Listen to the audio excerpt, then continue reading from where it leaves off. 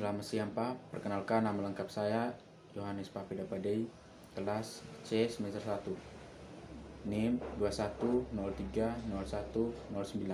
Di sini saya akan menjelaskan buku Dasar-dasar Ilmu Politik pada bab keempat tentang demokrasi. Yang pertama, saya akan menjelaskan tentang beberapa konsep mengenai demokrasi. Sesudah Perang Dunia Kedua, kita melihat gejala bahwa secara formal demokrasi merupakan dasar dari kebanyakan negara di dunia menurut suatu penelitian yang diselenggarakan oleh UNESCO. Dalam tahun 1949, maka mungkin untuk pertama kali dalam sejarah demokrasi dinyatakan sebagai nama yang paling baik dan wajar untuk semua sistem organisasi politik dan sosial yang diperjuangkan oleh pendukung-pendukung yang berpengaruh.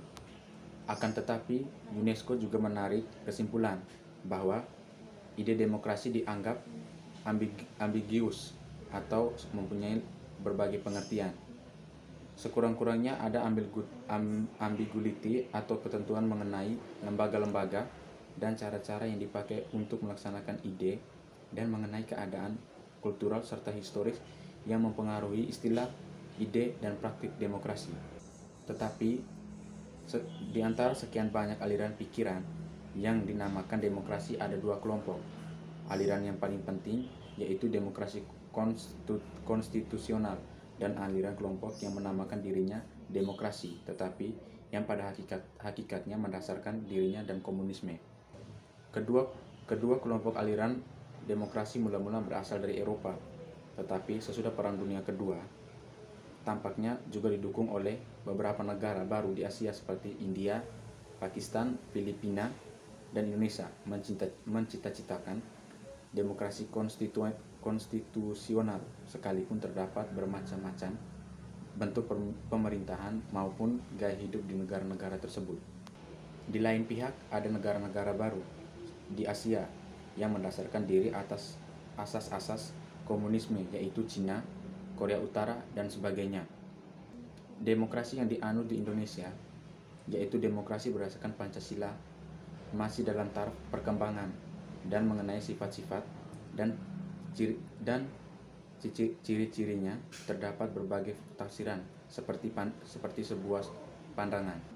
Berdasarkan dua istilah Reichstag dan sistem konstitusi, maka jelaslah bahwa demokrasi yang menjadi dasar dari Undang-Undang Dasar 1945 belum diamandemen ialah demokrasi konstitusional. Di samping itu, corak khas demokrasi Indonesia yaitu kerakyatan yang dipimpin oleh hikmat kebijaksanaan dan permusyawaratan perwakilan dimuat dalam pembukaan Undang-Undang Dasar. Sesudah tertumpasnya G30S PKI pada tahun 1945, sudah terang bahwa yang kita cita-citakan itu adalah demokrasi konstitusional.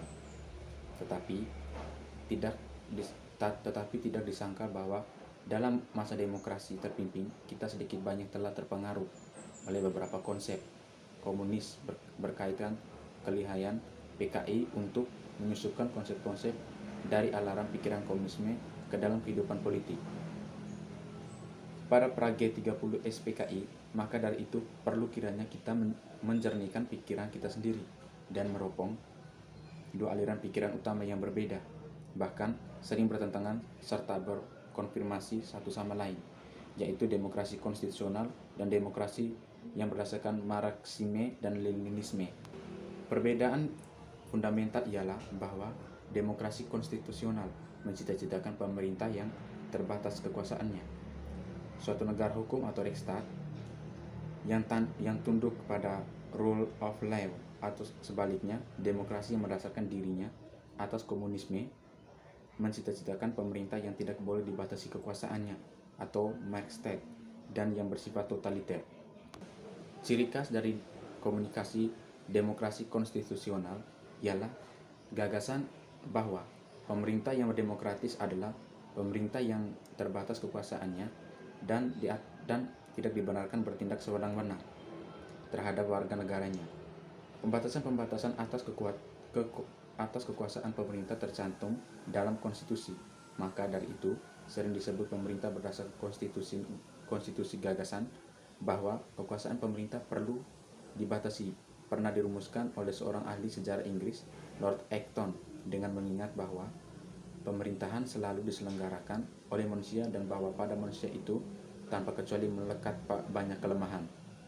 Pada waktu demokrasi konstitusional muncul sebagai suatu program dan sistem politik yang konkret, yaitu pada akhir abad ke-19. Dianggap bahwa pembatasan atas kekuasaan negara sebaiknya diselenggarakan dengan suatu konstitusi tertulis yang dengan tegas menjamin hak-hak asasi dan warga negara. Biarpun demokrasi baru pada akhir abad ke-19 mencapai wujud yang konkret, tetapi ia sebenarnya sudah mulai berkembang di Eropa Barat pada abad ke-15 dan ke-1. Maka dari itu, wajah demokrasi abad ke-19 menonjolkan beberapa asas yang dengan susah payah telah dimenangkannya, seperti misalnya kebebasan manusia terhadap segala bentuk kekurangan dan kekuasaan sewenang-wenang, baik di bidang agama maupun di bidang pemikiran serta di bidang politik. Selanjutnya menjelaskan tentang sejarah perkembangan demokrasi.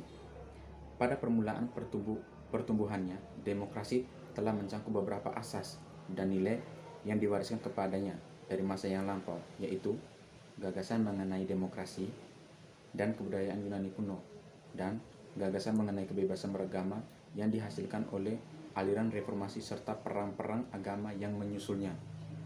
Sistem demokrasi yang terdapat di negara-negara kota atau Krista Yunani kuno abad ke-19 sampai abad ke-3 sebelum Masehi merupakan demokrasi langsung atau direct demokrasi, yaitu suatu bentuk pemerintahan di mana hak untuk membuat keputusan politik dijalankan secara langsung oleh seluruh warga negara yang bertindak berdasarkan prosedur mayoritas.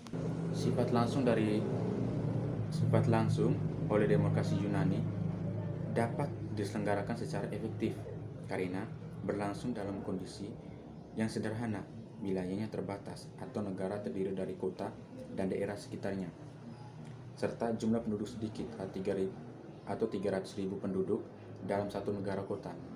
Lagi pula, ketentuan demokrasi hanya berlaku untuk warga negara yang resmi, yang hanya merupakan bagian kecil saja dari penduduk.